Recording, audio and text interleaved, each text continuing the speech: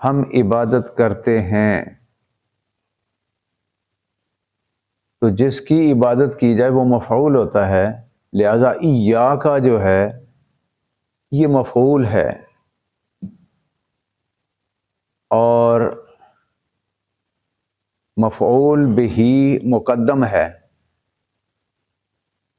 تو جب ایا لگ جائے، ویسے تو ضمیر کی گردان ہے ہو ہما ہم، ہا ہما ہننا، کا کما کم، کے کما کننا، نی نا، لیکن جب اس کے ساتھ ایا لگ جائے تو پھر یہ تخصیص کا فائدہ دیتا ہے، مفعول بہ مقدم ہے، اور ایا کا جب ضمیر کے ساتھ لگ جائے، ایا ہو، ایا ہما، ایا ہم، ایا ہا، ایا ہما، ایا ہننا، ایا کا، ایا کما، ایا کم، ایا کے، ایا کما، ایا کننا، ایا یا، ایا نا، تو جب یہ ایا لگ جائے تو یہ تخصیص کا فائدہ دیتا ہے، تیری ہی عبادت کرتے ہیں ہم، کہو ایک بار،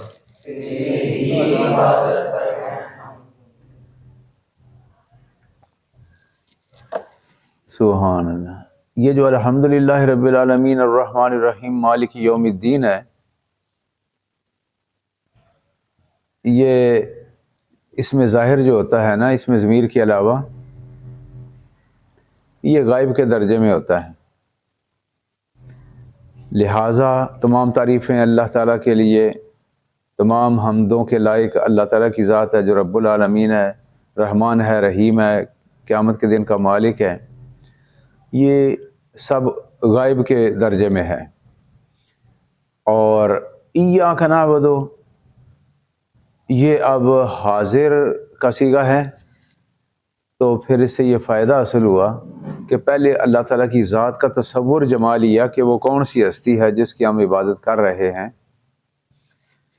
ساری حمدوں کے لائق بھی وہی ہے جو تمام جہانوں کو پالنے والا ہے، دنیا آخرت میں رحم فرمانے والا ہے اور قیامت کے دن کا مالک ہے۔ جب اس عظیم ذات کا اتنا تصور قائم کر لیا نماز کے اندر، تو پھر اب کہتے ہیں ایاک نعبد، ہم غیب سے خطاب کی طرف آ گئے، حاضر کی طرف آ گئے، تیری ہی عبادت کرتے ہیں ہم۔ جب اس ذات کا تصور ذہن میں جما لیا جائے جو حمدوں کے لائق بھی ہے، سارے جانوں کو پالتا بھی ہے، رحمان اور رحیم بھی ہے، قیامت کے دن کا مالک، سب کچھ اسی کے ہاتھ میں ہے، تو پھر مانگنا بھی اسی سے چاہیے، تو مدد بھی اسی سے، عبادت بھی اسی کی۔ تو اس کے بعد پھر ایاک نعبد، تیری ہی عبادت کرتے ہیں ہم پہلے نہیں لگانا۔ ادب کا تقاضا یہ ہے کہ اس ذات کا نام پہلے لیا جائے، تیری ہی عبادت کرتے ہیں ہم، ہی کا فائدہ جو تخصیص کا ہے وہ ایا سے حاصل ہوتا ہے۔ اگر ہوتا ایا نہ ہوتا تو پھر پڑھنا تھا ہم نے نعبدو کا، تیری عبادت کرتے ہیں ہم، لیکن ایا جب آ جائے تو پھر یہ تخصیص کا فائدہ دیتا ہے، تو پھر معنی یہ ہوگا کہ تیری ہی عبادت کرتے ہیں، تیرے سوا ہم کسی کی عبادت نہیں کرتے، کیونکہ اس شان کی اور کوئی ہستی ہے ہی کوئی نہیں، اتنی عظمتوں کا مالک ہے جو قیامت کے دن کا بھی مالک ہے، دنیا آخرت میں رحم فرمانے والا ہے اور تمام جہانوں کو پالنے والا ہے، حمدوں کے لائق ہے، اس کا تصور جما کے اب حاضر کی طرف آ گئے کہ تیری ہی عبادت کرتے ہیں ہم۔ اور اس میں جو مزہ ہوتا ہے یہ اللہ کے خاص بندے ہی اس کو محسوس کرتے ہیں، ایاک نعبد کہنے کے اندر جو لطافتیں ہیں، جو اس میں لطف و کرم ہے۔ ہاں جی، وعلیکم السلام۔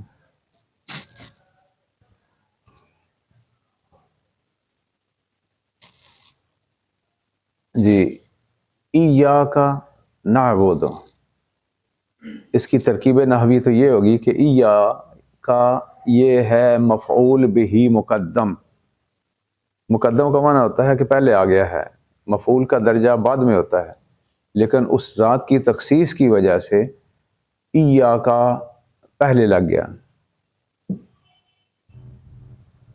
تو تیری ہی عبادت. یہ ہو گیا مفعول بہی مقدم. جملہ فعلیہ میں ترتیب اس طرح ہوتی ہے، پہلے فعل، پھر فاعل، پھر مفعول. اور اگر کسی کو مقدم یا مؤخر کر دیا جائے تو اس میں کوئی نہ کوئی وجہ ہوتی ہے.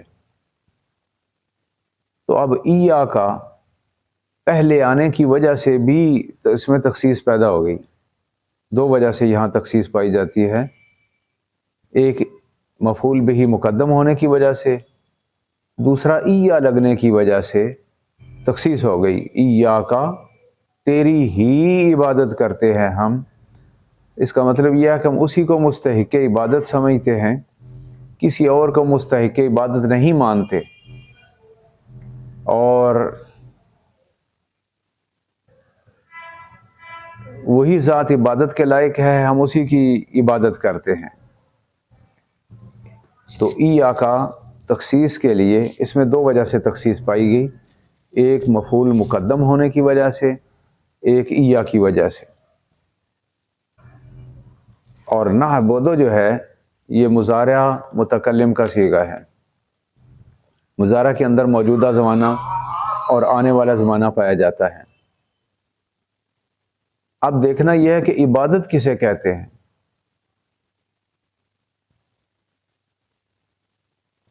عبادت عاجزی کا نام ہے،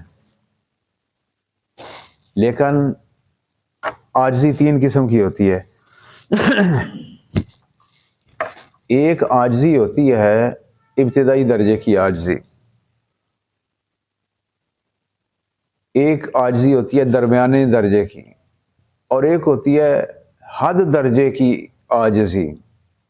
عبادت حد درجے کی عاجزی کو کہتے ہیں، انتہائی عاجزی. مثال کے طور پر ہمارے والدین آئیں تو ہم احترام کے لیے کھڑے ہو جاتے ہیں یا ہاتھ باندھ لیتے ہیں احتراماً. یہ عاجزی کا ابتدائی درجہ ہے. اور نماز میں اسی لیے جو قیام ہے، یہ قیام ابتدائی درجے کی عاجزی ہے. اور اس سے اگلا درجہ ہے رکوع کا، کہ سر کو جھکا دیتے ہیں، گھٹنوں پہ ہاتھ رکھ کے سر کو جھکا دیتے ہیں. یہ درمیانے درجے کی عاجزی ہے. اور سجدہ، پیشانی، گھٹنے، ہاتھ، پاؤں یہ زمین کے ساتھ لگا دینا، یہ آخری درجے کی عاجزی ہے. اور جو غایت تذلل، عبادت کا معنی ہے غایت تذلل، آخری درجے کی عاجزی. تو سجدے کے بعد اور کوئی درجہ ہے ہی نہیں، نیچے کیسے جا سکتے ہیں. تو آخری درجے کی جو عاجزی ہے، عربی میں اس کو کہتے ہیں غایت تذلل، عاجزی کی انتہا، اس کو عبادت کہتے ہیں. اب ماں باپ کے احترام کے لیے کھڑا ہوتے ہیں، وہ بھی قیام ہے. یا ان کے سامنے ہاتھ باندھ کے کھڑے ہوں تو یہ بھی قیام ہے، لیکن یہ تعظیم کی نیت سے ہے، عبادت کی نیت سے نہیں ہے. ہم والدین کی یا بزرگوں کی، مشائخ کی، اپنے پیروں کی، علماء حق کی تعظیم کرتے ہیں، عبادت نہیں کرتے. اور ابتدائی درجے کی جو تعظیم ہے، یہ والدین کے لیے، استادوں کے لیے، مرشدوں کے لیے، بزرگان دین، اہل علم، علماء حضرات کے لیے یہ تعظیم واجب ہے. یہ ابتدائی درجہ ہے، اس کو عبادت نہیں کہہ سکتے. اب ہم نے دیکھا ہے کہ مدینہ پاک میں جالی مبارک کے سامنے جب ہاتھ باندھ کے کھڑے ہوتے ہیں تو وہ کہتے ہیں یہ نماز کے مشابہ ہے جی. تو اس لیے ہاتھ کھلوا دیتے ہیں، زبردستی ہاتھ کھلوا دیتے ہیں، ہاتھ نہیں باندھنے دیتے وہاں پر. وہ کہتے ہیں کہ نماز میں ہاتھ باندھتے ہیں تو یہ تم، حالانکہ نماز میں جو ہاتھ باندھے جاتے ہیں اس کی شرطیں ہیں. نمبر 1 باوضو ہونا، نمبر 2 روح قبلہ ہونا، کعبے کی طرف منہ ہونا. نماز میں جو ابتدائی درجے کی عاجزی ہے، ہاتھ باندھتے ہیں تو نماز کے اندر اور اس میں فرق ہے. فرق یہ ہے کہ نماز میں باوضو ہونا اور روح بقبلہ ہونا ضروری ہے، لیکن جب والدین کی سامنے احترام کے لیے قیام کرتے ہیں یا ہاتھ باندھتے ہیں تو اس کے لیے روح بقبلہ ہونا ضروری نہیں ہے.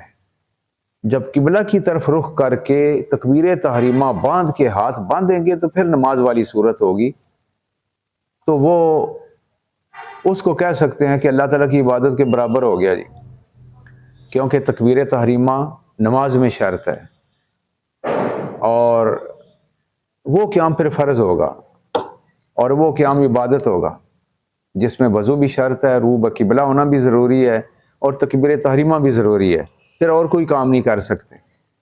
لیکن جب سرکار کی جالی مبارک کی طرف ہمارا رخ ہوتا ہے تو قبلے کی طرف ہماری کنڈ ہوتی ہے. قبلہ اس سائڈ پر ہے، مدینہ پاک میں قبلہ جنوب کی طرف ہے، تو سرکار کی جالی مبارک شمال کی طرف ہے، تو ادھر رخ کر کے کھڑے ہوتے ہیں، ہاتھ باندھ کے صلاۃ والسلام عرض کرتے ہیں. لیکن وہ ہاتھ بھی نہیں باندھنے دیتے، ہاتھ چھڑا دیتے ہیں کہ یہ شرک ہے، حرام ہے. لیکن وہ بیوقوف یہ نہیں جانتے بھئی عبادت کی نیت سے جو قیام ہوتا ہے یا ہاتھ باندھنا ہوتا ہے اس کی شرطیں ہوتی ہیں: تکبیر تحریمہ، روح بقبلہ ہونا، باوضو ہونا. تو اگر یہ شرطیں نہیں پائی جاتی تو پھر یہ برابری نہیں ہے. اب مصطفیٰ جان رحمت پڑھنے کے لیے ہاتھ باندھتے ہیں تو وہ بھی کہتے ہیں یہ نماز کے مشابہ ہے، ہاتھ باندھ کے درود و سلام پڑھنا حرام ہے کیونکہ یہ عبادت کے مشابہ ہے. وہ نہیں جانتے کہ یہ ابتدائی درجے کی عاجزی ہے. اگر یہ قیام ہو عبادت کی نیت سے تو عبادت ہے، اگر تعظیم کی نیت سے ہو تو پھر یہ عبادت نہیں ہے. والدین کی تعظیم بھی فرض ہے، اہل فضیلت اہل علم کی، مشائخ اور علماء کی فضیلت اور ان کی جو تعظیم ہے وہ بھی فرض ہے. تو پھر قیام اگر ہوگا عبادت کی نیت سے تو عبادت ہوگا، اس میں ساری شرطیں وہی ہیں: روح بقبلہ ہونا، ہاتھ باندھنا، تکبیر تحریمہ. اب اور کوئی کام نہیں کر سکتے. تو اس لیے عبادت اور ہے، تعظیم اور ہے.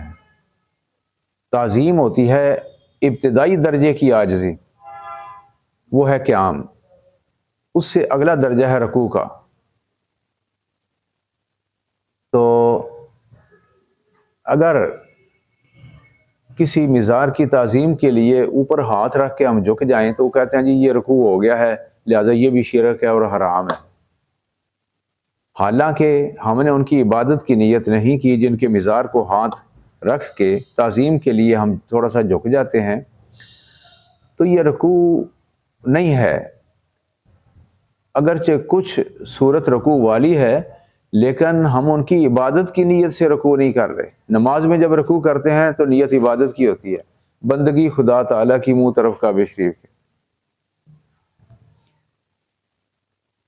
وہ کہتے ہیں نہیں جی وہ صلاۃ والسلام کا جو قیام ہے وہ بھی شرک ہے، اور بزرگان دین کے سامنے جھک جانا، مطلق جھکنے کا وہ نام لیتے ہیں، تو اس کا مقصد یہ ہوتا ہے کہ یہ رکوع کے مشابہ ہے لہذا یہ بھی حرام ہے.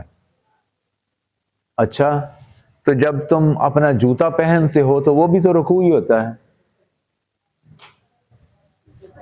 بندہ اپنا جوتا پہنے جھک کے، اس کو وہ حرام نہیں کہتے، اس کو شرک نہیں کہتے. لیکن وہ ظالم یہ بھی نہیں جانتے کہ وَتُوَزِّرُوهُ وَتُوَقِّرُوهُ، اس کا معنی یہ ہے کہ میرے حبیب علیہ السلام کی تعظیم کرو تو بے حد و حساب کرو. تو اب وہاں تعظیم کے لیے ہاتھ باندھنا یا ویسے ادباً ذرا سر جھکا لینا یہ تعظیم ہے. تو اللہ تعالیٰ نے تعظیم کا حکم دیا ہے. اور من یعظم شعائر اللہ، جو شاعر اللہ کی تعظیم کرے، فإنہ من تقوی القلوب، تو یہ دلوں کے تقوی کی علامت ہے. اس سے یہ پتہ چلا کہ تعظیم اور عبادت میں فرق ہے. بزرگان دین کی تعظیم واجب ہے، والدین کی تعظیم، اہل فضیلت کی، علماء مشائخ کی تعظیم واجب ہے۔ اور تعظیم کا حکم تو اللہ تعالیٰ نے قرآن پاک میں دیا ہے۔ اللہ تعالیٰ کو پتہ نہیں تھا کہ یہ شرک ہے، پتہ چلا کہ یہ لوگ نادان ہیں، قرآن پاک کو ان کے نزدیک ہے، تعظیم سے وہ منع کرتے ہیں، وہ کہتے ہیں یہ شرک ہے، کیونکہ انہیں پتہ ہے کہ نبی فاصل کی تعظیم کریں گے تو دل میں احترام پیدا ہوگا، تو وہ کہتے ہیں کہ نبی کا احترام جو ہے وہ کوئی حیثیت نہیں رکھتا شریعت میں، معاذ اللہ۔ جبکہ وَتُوَزِّرُوهُ وَتُوَقِّرُوهُ، اور مَن يُعَظِّمْ شَعَائِرَ اللَّهِ فَإِنَّهُ مِن تَقْوَى الْقُلُوبِ، شاعر اللہ کی جو تعظیم کرے، اگر پتھر شاعر اللہ ہو سکتے ہیں کہ ان الصفا والمروہ من شعائر اللہ، صفا مروہ اللہ کی نشانیاں ہیں، تو اللہ کی نشانیوں کی تعظیم، وہ پتھر ہو کے اللہ کی نشانیاں ہیں، تو نبی ولی اللہ کی نشانی نہیں ہے؟ جن اللہ والوں کے قدم لگ جائیں تو صفا مروہ کی پہاڑیاں نشانی بن گئی رب کی، اور ابراہیم علیہ السلام کے قدموں کے نشان لگے، آپ نے قدم رکھے پتھر پر تو وہ بھی شاعر اللہ میں سے ہو گیا۔ تو اللہ تعالیٰ نے فرمایا کہ وَاتَّخِذُوا مِن مَّقَامِ إِبْرَاهِيمَ مُصَلًّى، اس کے بعد نفل پڑھا کرو۔ اب اس کے پاس نفل پڑھنا یہ تعظیم کے لیے ہے، تو پھر یہ حرام اور شرک تو نہیں ہے؟ صفا مروہ پر جا کے طواف بھی کرتے ہیں، وہاں بھی قیام کرتے ہیں، تو نماز میں بھی قیام ہوتا ہے، تو صفا مروہ کا قیام کیا شرک ہوگا؟ نہیں، پتہ چل گیا یہ شرک کی جو مشین ہے یہ بناوٹی مشین ہے، جس میں پھر شرک کے فتوے تیار ہوتے ہیں، وہ قرآن حدیث سے لا علمی کی وجہ سے ایسا کرتے ہیں، یا پھر بغض رسالت اور بغض ولایت کی وجہ سے وہ ایسا کرتے ہیں۔ عبادت کا معنی ہوتا ہے غایت تذلل، انتہائی درجے کی عاجزی، اور انتہائی درجے کی عاجزی سجدہ ہوتا ہے۔ عاجزی کا، ادب احترام کا ابتدائی درجہ ہے قیام، اگلا درجہ ہے رکوع، اگلا درجہ ہے سجود۔ تو پھر قیام تعظیم کے لیے ہو تو تعظیم ہوگا، عبادت کی نیت سے ہو تو عبادت ہوگا۔ نماز میں تمام شرطیں عبادت والی ہیں، رو بقبلہ ہونا، باوضو ہونا، تکبیر تحریمہ باندھنا، یہ ساری شرطیں پائی جائیں تو پھر وہ قیام عبادت بنتا ہے۔ تو جب کسی مزار کے سامنے ہاتھ باندھ کے کھڑے ہوں تو پھر نہ تکبیر تحریمہ ہے، وضو ہو بھی تو تب بھی وہ عبادت نہیں، وضو نہ ہو تو تب بھی وہ عبادت نہیں۔ نماز میں کھانا پینا جائز نہیں، لیکن اس حالت میں کھا پی بھی سکتے ہیں، تو اس لیے فرق ہے۔ لہٰذا ابتدائی درجے کی عاجزی ہے وہ تعظیم ہوتی ہے، آخری درجے کی جو عاجزی ہوتی ہے اس کو عبادت کہتے ہیں۔ تو عبادت اللہ کے سوا کسی کی نہیں۔ اب جو بتوں کی پوجا کرتے ہیں وہ ایسا تو نہیں کرتے کہ اللہ کو رب مانتے ہیں تو بتوں کی وہ تعظیم کر رہے ہیں، وہ تعظیم نہیں کرتے، وہ ان کی عبادت کرتے ہیں، بتوں کے سامنے سجدہ ریز ہوتے ہیں۔ تو یہ اور چیز ہے، ہمارا مزارات پر حاضری دینا اور چیز ہے۔ تو نجدی حضرات یہ آیت پڑھ کے لوگوں کو دھوکہ دیتے ہیں، تو ان کی چوری پکڑنی چاہیے کہ وہ خیانت کر رہے ہیں۔ ایاک نعبد، تیری ہی ہم عبادت کرتے ہیں۔ اب دیکھو پھر جا کے حجر اسود کو بوسہ دیا، کیا یہ شرک ہے؟ غیر خدا کو بوسہ دے دیا، اللہ کے سوا اور بھی بڑی چیزوں کو وہ بوسہ دیتے ہیں، تو کیا وہ شرک ہے؟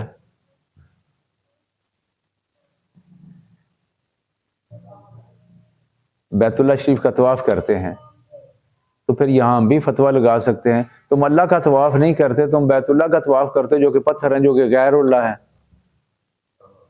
غیر اللہ کی تعظیم کو وہ شرک اور حرام کہتے ہیں، تو پھر خانہ کعبہ کیا ہے؟ وہ عین اللہ تو نہیں ہے، وہ تو غیر اللہ ہے۔ اور جس حجر اسود کو بوسہ دیتے ہیں، رکن یمانی کو بوسہ دیتے ہیں، مقام ابراہیم کے پاس نفل پڑھتے ہیں، صفا مروہ کے پر جا کر وہاں بھی تعظیم کرتے ہیں، سعی بھی کرتے ہیں، دوڑتے بھی ہیں، اور وہاں صفا مروہ پر کھڑے ہو کے تعظیم کرتے ہیں، تو پھر اس کا مطلب یہ ہے کعبہ غیر اللہ ہے، اس کی تعظیم حج اور عمرہ ہے. مقام ابراہیم غیر اللہ ہے، اس کی تعظیم واجب ہے. وہاں جا کے جب تک نفل نہیں پڑھیں گے نہ حج ہوگا، نہ عمرہ ہوگا، نہ کعبے کا طواف ہوگا. حجر اسود کو یا استلام نہ کریں، وہ تو غیر اللہ ہے. تو اب غیر اللہ کی پاکستان میں رٹ لگانے والے وہاں جا کے سارے ہی ادھر غیر اللہ ہے. خانہ کعبہ بھی غیر اللہ، حجر اسود بھی غیر اللہ، مقام ابراہیم بھی، صفا مروہ بھی، میدان عرفات بھی، میدان مینا بھی، میدان مزدلفہ بھی، سارے غیر اللہ ہیں. غیر اللہ کی رٹ لگاتے ہیں. تو ان کی تعظیم کو حرام اور شرک کہتے ہیں. تو پھر حج کیوں کرتے؟ بیت اللہ شریف کا طواف کیوں کرتے؟ بتوں میں بھی پتھر ہوتے ہیں، کعبے میں بھی پتھر ہے، لیکن فرق ہے کہ بتوں کو تراشا گیا ہے الہ ہونے کی حالت میں، الہ ہونے کی نیت سے، لیکن کعبہ شریف کے جو بت ہیں ان کو خدا سمجھ کے نہیں لگایا گیا وہاں پر، وہ تو غیر اللہ ہیں. لیکن اس غیر اللہ کی تعظیم اللہ کی عبادت ہے. بیت اللہ شریف کا طواف اللہ کی عبادت ہے، صفا مروہ کی سعی اللہ کی عبادت ہے. تو پھر من یعظم شعائر اللہ، جو ان شعائر اللہ کی تعظیم کرے گا تو یہ تقوی کی علامت ہے. تو قرآن جو ہے ہدی للمتقین، قرآن ہے ہی ان کے لیے ہدایت جو جن کے دلوں میں تقوی پایا جاتا ہے. تو پتہ یہ چلا کہ مشائخ کی، انبیاء اولیاء کے مزارات کی تعظیم یہ تقوی کی علامت ہے. تو یہ شرک، بدعت یا حرام نہیں ہے. ایاک نعبد، تیری ہی عبادت کرتے ہیں. طواف ہم کعبے کا کرتے ہیں، یا اللہ تیرا طواف نہیں کرتے. طواف کعبے کا کرتے ہیں، عبادت تیری ہے. مقام ابراہیم کی تعظیم کرتے ہیں، صفا مروہ کی تعظیم کرتے ہیں، تو عبادت تیری ہے. اس سے پتہ چلا کہ غیر اللہ کی تعظیم اگر کی جائے، اللہ کے پیاروں کی یا مقدس مقامات کی تعظیم کی جائے تو وہ ان کی عبادت نہیں ہے. تعظیم ان کی ہے، عبادت اللہ تعالیٰ کی ہے. تو اب داتا صاحب جا کے وہاں پر حاضری دینا، وہاں پر جا کے تعظیم کرنا، تعظیم ان کی ہے، عبادت اللہ تعالیٰ کی ہے. لہٰذا تعظیم اور عبادت میں یہ فرق ہے کہ ایاک نعبد پڑھ کے جیسے عمران خان دھوکہ دیتا ہے، ذرا ابھی بھی ایاک نعبد و ایاک نستعین پڑھ کے دھوکہ دیتے ہیں. ایاک نعبد و ایاک نستعین، نجدیوں کا اور عمران خان والا ایک ہی حال ہے. ایاک نعبد، تیری ہی عبادت کرتے ہیں ہم. خود کو آخر میں لے جائیں گے، اللہ تعالیٰ کی ذات کو پہلے رکھیں گے. تیری ہی عبادت کرتے ہیں، یہ نہیں کہنا کہ ہم تیری ہی عبادت کرتے ہیں. ادب کا تقاضا یہ ہے کہ پہلے اس ذات کا ذکر کیا جائے کہ تیری ہی عبادت کرتے ہیں ہم. ہم نے کعبہ کا طواف کیا تو یا اللہ ہم نے غیر اللہ کا طواف کیا ہے، وہ بھی تیری عبادت ہے. ہم نے حجر اسود کو بوسہ دیا،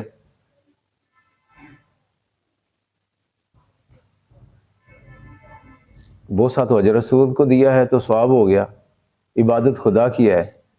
مقام ابراہیم پر نفل، عبادت خدا کی ہے. صفا مروہ کی تعظیم، عبادت خدا کی ہے.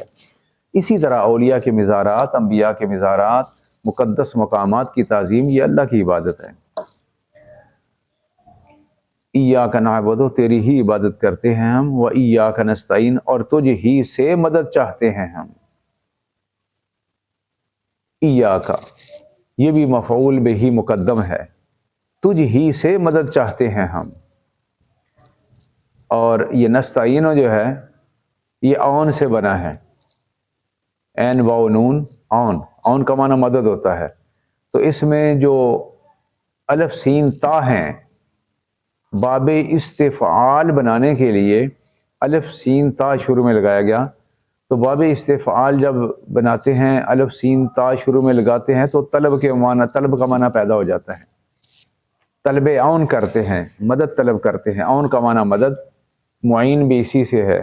معین کا معنی ہوتا ہے مددگار. اللہ تعالیٰ معین ہے، مددگار ہے. تو پھر الف سین تا جب شروع میں آ جائے تو طلب کا فائدہ ہوتا ہے. طلب اون کرتے ہیں، طلب مدد کرتے ہیں تجھ ہی سے.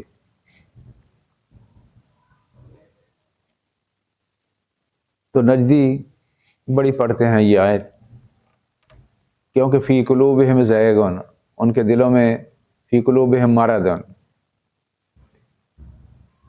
آیت کا غلط معنی، غلط استعمال، تجھ ہی سے مدد چاہتے ہیں،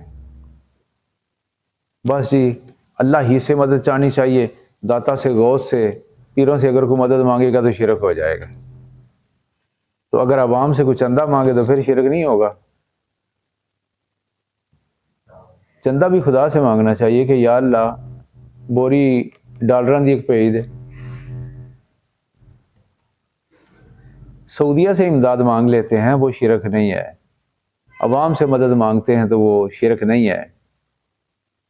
صرف بزرگان دین سے دشمنی ہے کہ نبیوں ولیوں سے، بس نبیوں ولیوں سے شرک ہے، حرام ہے۔ اللہ اکبر۔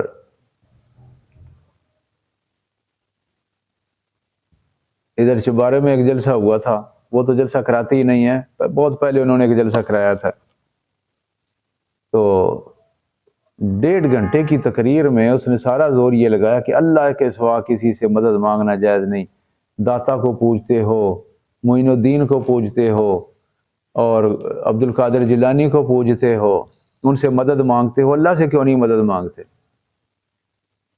1.5 گھنٹہ تقریر کرنے کے بعد اس نے یہ اعلان کیا، حضرات میں مدرسہ بنا رہا ہوں تو میں نے فنڈ دی ضرورت ہے تو میری مدد فرماؤ۔ 1.5 گھنٹے کی تقریر تھی کہ اللہ کے سوا کسی سے نہیں مانگنا، اللہ کے سوا مانگنا حرام ہے، لیکن تقریر کے فوراً بعد پھر حضرات میں مدرسہ بنا رہا ہوں تو میں نے امداد دی ضرورت ہے لہٰذا میری مدد کرو۔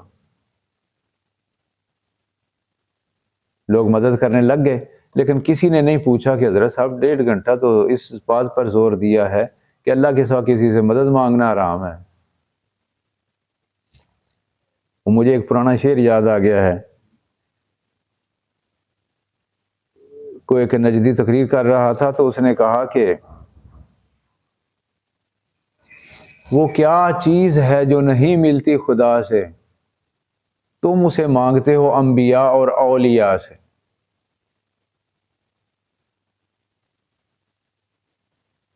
تو وہاں پر سنا تو ہمارے ایک مولوی صاحب تھے، بڑے ذہین تھے، وہ سن رہے تھے تقریر کو، اسی وقت انہوں نے کاغذ پینسل منگوا کے شعر لکھا۔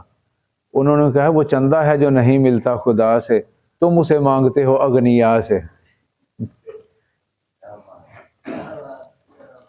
اللہ قربانی کی کھالیں نہیں دے سکتا، اللہ چندہ نہیں دے سکتا، اس لیے اتنے بڑے اشتہار ذوالحج شریف کے مہینے میں آ جاتے ہیں کہ قربانی کی کھالیں ہمارے ادارے کے دو، قربانی کی کھالیں ہمارے ادارے کے دو، اور تقریریں یہ ہیں کہ غیر اللہ سے مدد مانگنا حرام ہے۔ قربانی کی کھالیں اور چندہ، پہلے تو جہاد کے لیے عام چندہ مانگتے تھے نا، تو پرویز مشرف نے پابندی لگا دی تھی، اس کے بعد پھر اب جہاد کے لیے سر عام چندہ نہیں مانگ سکتے۔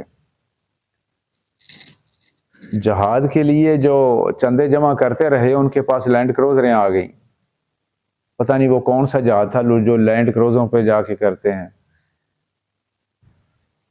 تو اللہ ہی مالک ہے کہ تم اگر عوام سے مانگ لو تو شرک ہے، بدعت ہے، حرام ہے، تو ہم اگر داتا صاحب سے مانگ لیں اس پر فتویٰ ہے، عوام سے مانگو تو اس پر فتویٰ ہی کوئی نہیں۔ تو ایاک نعبد و ایاک نستعین کہاں گیا پھر؟ تیری ہی ہم عبادت کرتے ہیں اور تجھ ہی سے مدد چاہتے ہیں۔ اللہ تعالیٰ اگر چاہے وہ نبینا صحابی سرکار کی بارگاہ میں آئے، ان کو آنکھیں مل گئیں،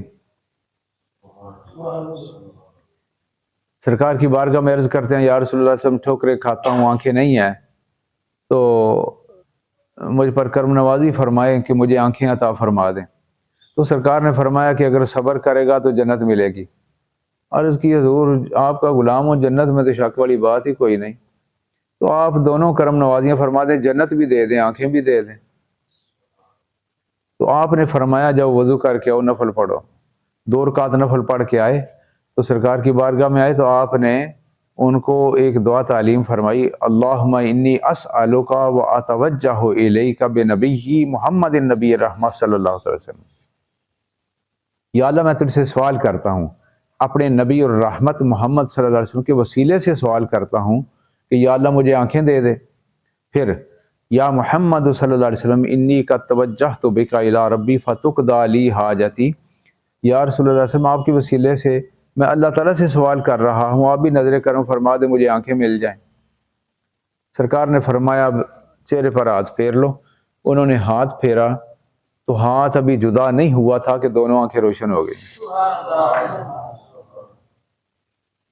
یہ حدیث پاک ہے اور بخاری شریف کی حدیث ہے، سیاستہ کی حدیثوں میں موجود ہے۔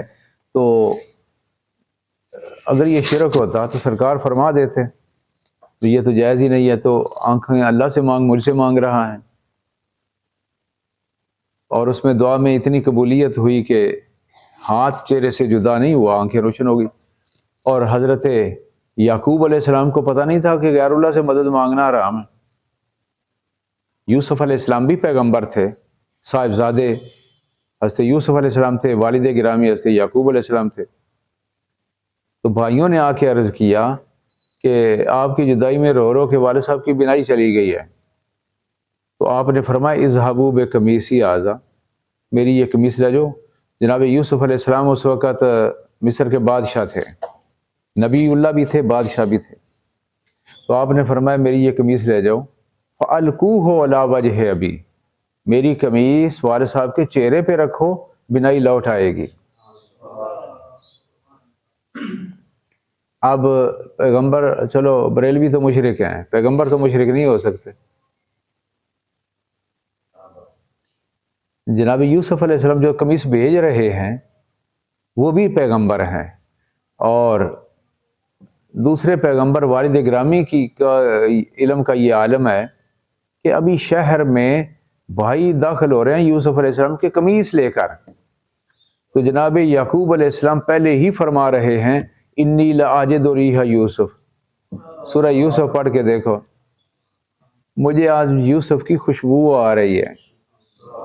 تو گھر میں افراد تھے، وہ کہنے لگے انک لفی ضلالک القدیم، آپ کو یوسف کا کہیں پرانا خیال آ گیا، اب یوسف کی در مدتیں بیت گئی ہیں۔ تھوڑی دیر کے بعد بھائی گھر میں داخل ہوئے تو قمیص لے کر، ابا جی یوسف نے یہ قمیص بھیجی ہے۔ آپ نے فرمایا میں نے تمہیں پہلے نہیں کہہ دیا تھا کہ مجھے آج یوسف کی خوشبو آ رہی ہے؟ تو پھر آپ نے جب قمیص رکھی تو سورہ یوسف میں ہے کہ فرتدا بصیرا، دونوں آنکھیں روشن ہو گئیں۔ تو کیا نبی اللہ علیہ السلام کو پتہ نہیں تھا کہ ایاک نعبد و ایاک نستعین بھی ہوتا ہے؟ اللہ اکبر۔ اگر یوسف علیہ السلام کی قمیص کو چوم کے آنکھوں پہ رکھنا پیغمبر کی سنت ہے، تو داتا صاحب کی قبر کے اچھاڑ کو بھی چوم کے آنکھوں پہ رکھ لینا یہ ان کی سنت ہے۔ لہٰذا ایاک نعبد و ایاک نستعین کی غلط تشریحیں کر کے عوام کو گمراہ کرتے ہیں، لیکن ہم نے دین حق کی حفاظت کرنی ہے اور یہ کفر شرک کے فتووں سے بچانا ہے امت کو۔ ایاک نعبد و ایاک نستعین، تیری ہی عبادت کرتے ہیں اور تجھ ہی سے مدد چاہتے۔ اچھا جی، اگر غیر اللہ کی مدد شرک ہے تو پھر جنگ بدر میں اللہ تعالیٰ فرماتا ہے کہ ہم نے 1000 فرشتہ صحابہ کرام کی مدد کے لیے آسمانوں سے بھیج دیا۔ فرشتے اللہ ہیں یا غیر اللہ ہیں؟ نجدیوں سے پوچھنا چاہیے کہ جنگ بدر میں پہلے 1000، پھر 3000، پھر 5000 اللہ تعالیٰ نے فرشتے جو نازل فرمائے، تو اللہ نے غیر اللہ سے کیوں مدد کروائی؟ پتہ یہ چلا کہ غیر اللہ والے یہ ڈرامے ہیں ان کے۔ 1,24,000 پیغمبر کو اللہ تعالیٰ نے مدد کے لیے ہی تو بھیجا، اپنی مخلوق کی مدد کے لیے، ہدایت کے لیے اور مدد کے لیے۔ لہٰذا جب ہم نماز پڑھتے ہیں تو ہمارا بھی یہ نظریہ ہونا چاہیے کہ اللہ کی بارگاہ میں حاضر ہیں، اللہ تعالیٰ ہمیں دیکھ رہا ہے۔ سرکار نے فرمایا نماز ایسے پڑھو جیسے تم اللہ تعالیٰ کو دیکھ رہے ہو. یہ تو اولیاء اللہ ہیں جو نماز پڑھتے ہیں تو رب کو دیکھ کے نماز پڑھتے ہیں. ہم تو گناہ گار ہیں، ہماری یہ کیفیت ہے. سرکار نے فرمایا کہ اگر یہ تم تصور نہیں کر سکتے کہ ہم اللہ تعالیٰ کو دیکھ رہے ہیں تو پھر یہ تصور ضرور رکھو کہ وہ ہمارے سامنے موجود ہے اور وہ ہمیں دیکھ رہا ہے. نماز اس کی بارگاہ میں حاضری کی نیت سے پڑھو کہ اللہ تعالیٰ ہمیں دیکھ رہا ہے، اور یہ ایک بہترین مراقبہ بھی ہے کہ اللہ تعالیٰ ہمیں دیکھ رہا ہے، اور یہ مراقبہ اللہ تعالیٰ کے قرب کا ذریعہ بنتا ہے. اولیاء اللہ کو یہ مقام حاصل ہے کہ ایاک نعبد، وہ دیکھ کے قیام کرتے ہیں، دیکھ کے رکوع کرتے ہیں، دیکھ کے سجدہ کرتے ہیں.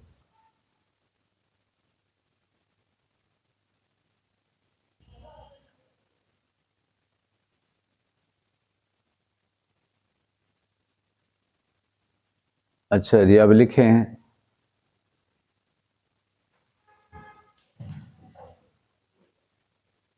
ایاک نعبد و ایاک نستعین، اوپر لکھ لیں. نہیں، اس کو کہتے ہیں عقیدہ توحید. اس کے مقابلے میں ہے عقیدہ شرک.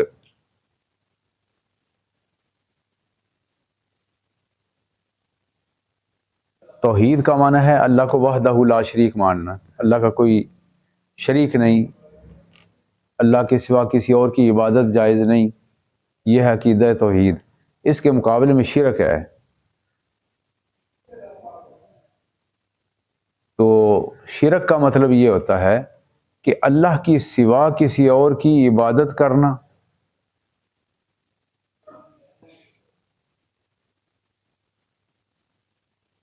اچھا لکھ لو پھر عقیدہ توحید، سرخی لکھو عقیدہ توحید.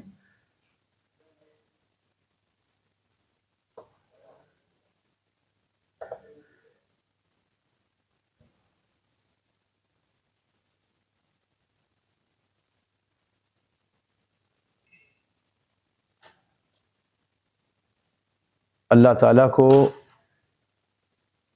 وحدہ لا شریک،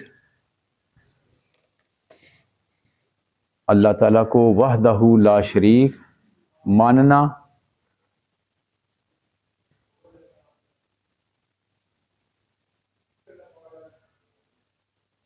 اور مستحق عبادت جاننا،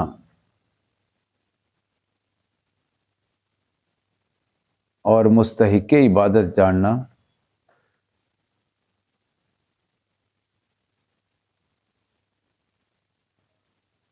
یہ عقیدہ توحید ہے.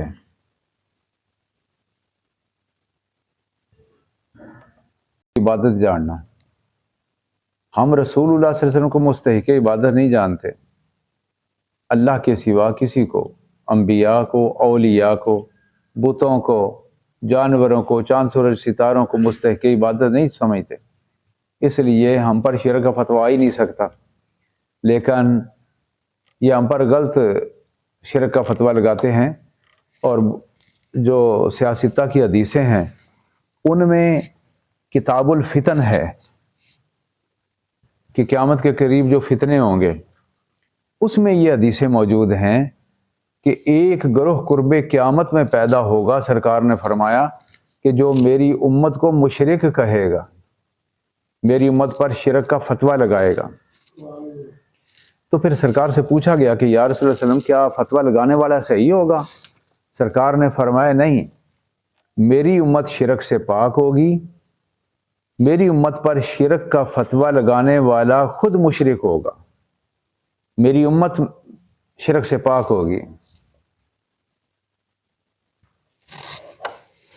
اب یہ نبیوں ولیوں سے مدد مانگنے کو تو حرام کہتے ہیں، لیکن اسرائیل سے، امریکہ سے مدد مانگنے کو یہ شرک نہیں سمجھتے. اللہ سے، انبیاء اولیاء سے مدد مانگنے کو شرک سمجھتے ہیں،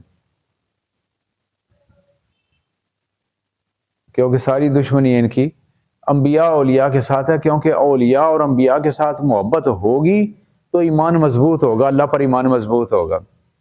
لیکن یہ کہتے ہیں کہ لوگوں کے ایمانوں کا بیڑا غرق کرو. اولیاء کی تعظیم سے، انبیاء کی تعظیم سے، مقدس مقامات کی، مزارات کی تعظیم سے منع کرتے ہیں، جبکہ قرآن پاک میں اس عقیدے کے، جو اہل سنت و جماعت کا عقیدہ ہے، اس کے بے شمار دلائل موجود ہیں۔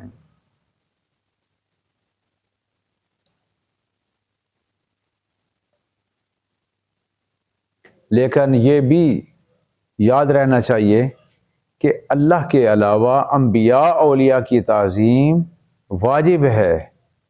تعظیم عبادت نہیں ہے، ہر تعظیم عبادت نہیں ہوتی، تعظیم کی بعض صورتیں عبادت ہیں،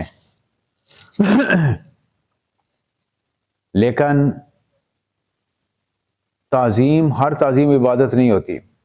یہ ہو سکتا ہے کہ انبیاء اولیاء اور مقدس مقامات کی جو تعظیم ہے وہ عبادت اللہ کی لکھی جاتی ہے۔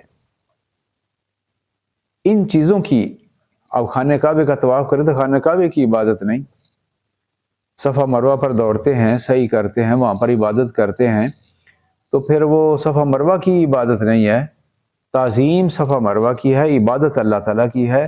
خانہ کعبے کا طواف، تعظیم خانہ کعبے کی ہے، طواف اور عبادت اللہ تعالیٰ کی ہے۔ اسی طرح انبیاء اولیاء کی تعظیم بھی نیکی کا کام ہے، اللہ کی عبادت ہے۔ انبیاء اولیاء کی ہم عبادت نہیں کرتے، ان کی تعظیم کرتے ہیں۔ تو پھر اگر عوام سے مدد مانگنا جائز ہے تو پھر انبیاء اولیاء سے بھی مدد مانگنا جائز ہے۔ عوام تو اپنی طاقت کے مطابق کریں گے، لیکن انبیاء اولیاء جو مدد کریں گے وہ اللہ کی عطا سے، اللہ نے ان کو اذن دیا ہوا ہے، اللہ نے ان کو شانیں عطا فرمائی ہیں، اس لیے وہ خدا کی دی ہوئی شانوں میں سے، عظمتوں میں سے وہ ہماری مدد کرتے ہیں، تو یہ شرک کون سا ہو گیا؟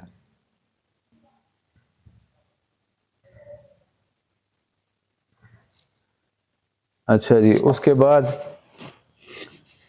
کلمے کی قسمیں کون کون سی ہیں؟ جی، اسم کی قسمیں کون کون سی ہیں؟